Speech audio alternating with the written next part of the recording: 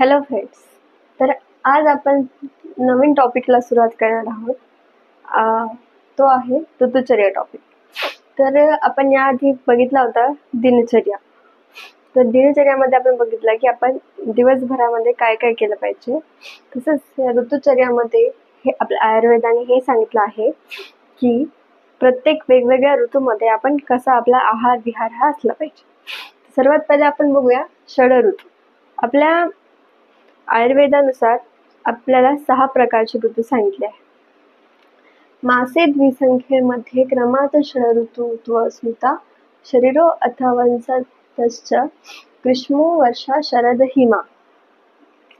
तर आपल्याला आयुर्वेदाने 6 ऋतू सांगितले. ते कोणकोणते? शिशिर, वसंत, ग्रीष्म, वर्षा, शरद आणि हेमंत. हे आपल्याला 6 ऋतू सांगितले आहे. आपण बघतो जे आपल्या इंग्रजी ऋतू असतात आपण म्हणतो, तर ते आपल्याला 3च सांगितले, समर, विंटर आणि रेनी सीझन. तर ते सीझन तसेच आपल्याला आयुर्वेदाने 6 सीझन सांगितले आहे. तर हे वेगवेगळे सीझन्स असतात. तर यांचा आपण 2 गटामध्ये यांना विभागले आहे. हे पहिल्या गटामध्ये येतात, हे दुसऱ्या गटामध्ये, नंतरचे दुसऱ्या गटामध्ये. तर सर्वात पहिले आपण बघूया त्याचे गट कोणते पाडले आहे. एक आदान काळ आणि एक विसर्ग काळ. त्यालाच उत्तरायण आणि दक्षिणायन म्हणतात. हे तुम्ही ऐकलंच असेल कुठेतरी. तर तेच पहिले आपण बघणार आहोत. आदान काळ म्हणजेच त्याला उत्तरायण म्हणतात आणि त्याला आग्नेय काळ सुद्धा म्हणतात. शिशिराध्यात्री भीतेस्यु विद्यात अयन उत्तर आदानं सतत आदत्ते प्रतिदिन बल. म्हणजे जो आदान काळ आहे त्यामध्ये कोणकोणते ऋतू असतात? शिशिर, वसंत आणि ग्रीष्म ऋतू. त्याला आपण ट्रिकनी लक्षात ठेवू शकतो. शी व गी, शिशिर, वसंत आणि ऋतू आणि ग्रीष्म ऋतू. तर या आदान काळ का म्हणतात, याला उत्तरायण का म्हणतात? कारण हा सूर्य उत्तरेकडे सरकत जातो. म्हणजे आपली पृथ्वी जशी फिरते सूर्याभोवती, तर सूर्य हा त्याची जी डायरेक्शन आहे ती उत्तरेकडे सरकत जाते, म्हणून त्याला उत्तरायण असे म्हणतात. आणि यामध्ये काय होतं, जे शारीरिक बल आहे ते कमी होतं.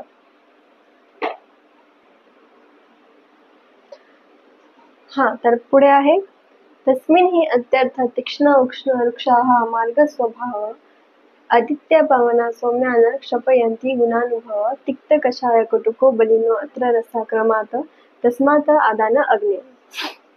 याचा अर्थ असं सांगितलं की जे उत्तरायण आहे त्यामध्ये सूर्य व वायू हे तीक्ष्ण, उष्ण व वृक्ष असतात.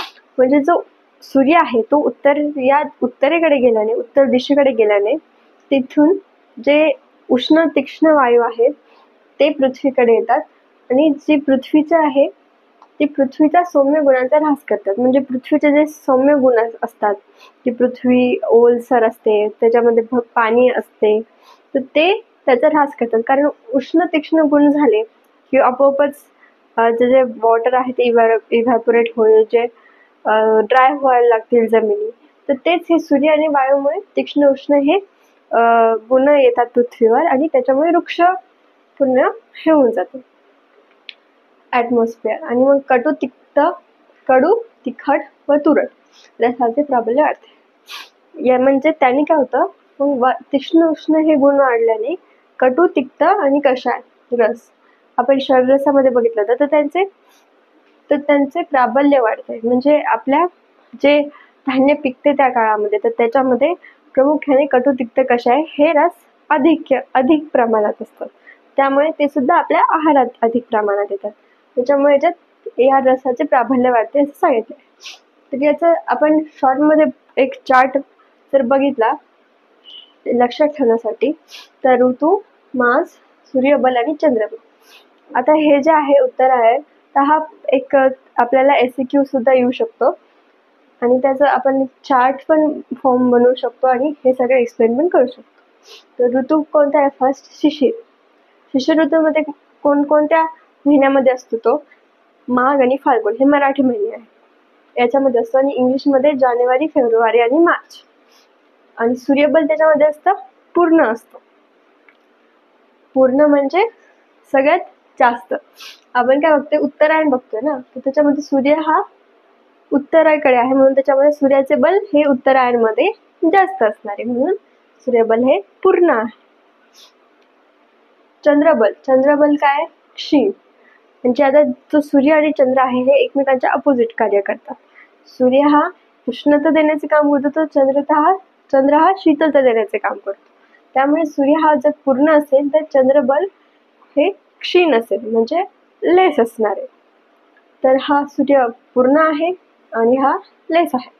देन वसंत ऋतूमध्ये, त्यानंतरच्या ऋतूमध्ये काय होतं, तो असतो चैत्र आणि वैशाख या महिन्यामध्ये, म्हणजेच मार्च, एप्रिल आणि मे या महिन्यामध्ये.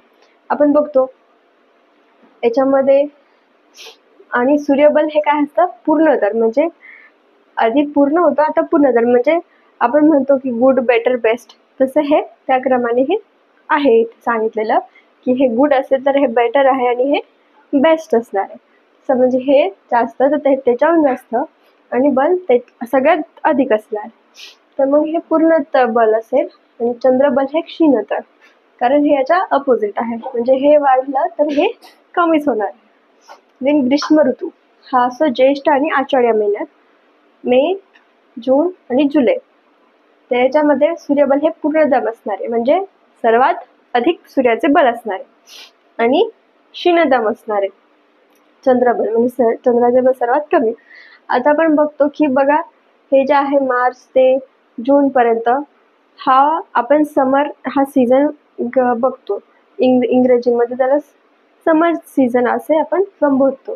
तर हे ऋतू समर सीझन मध्ये मोस्ट ऑफ दी येतात.